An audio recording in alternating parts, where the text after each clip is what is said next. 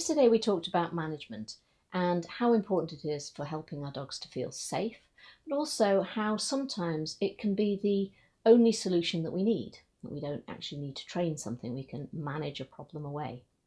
Today I wanted to talk a bit more about how we can use management to scaffold our dog's success, to make it easier for them to succeed. When we have a behaviour issue that we want to solve, we often jump straight into training. But what we really need to do is take some time to think about the problem. Think about the context in which the problem happens. What is our dog doing when the behaviour happens? Where does it happen? When does it happen? And just as importantly, when doesn't it happen? Where doesn't it happen? What are we doing when the behaviour happens? What's our response to that behaviour? And what function is that behaviour serving for that dog in that particular situation? And when we look at context in that way, then often the solution to the behaviour issue becomes much more obvious. So we may want to change the context so that our dog feels more comfortable. We may want to make our intention clearer. We may want to make it clearer to the dog what it is we're asking. So we may not be being very clear about the cues that we're giving.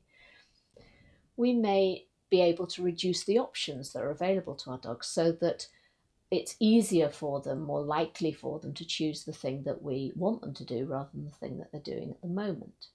We may find that the things we thought were reinforcing for our dog are not functioning as reinforcers at all.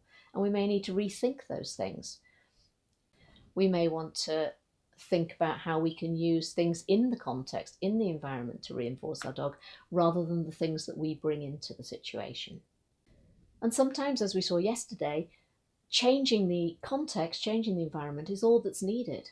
So the dog that was barking at the front window, when we move them away from the window or we make it harder for them to see out of the window, we can resolve the problem straight away. With other issues, changing the context can greatly reduce the intensity of the problem and make it much easier to train an alternative behaviour.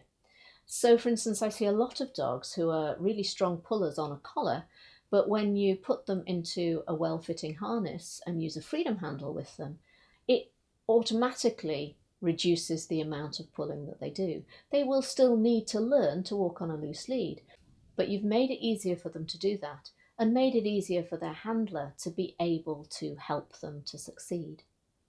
But whatever the issue, if you take the time to really look at the context and you're willing to change things so that you make it easier for your dog to succeed, you will also make it easier for yourself to do the training that you need to do.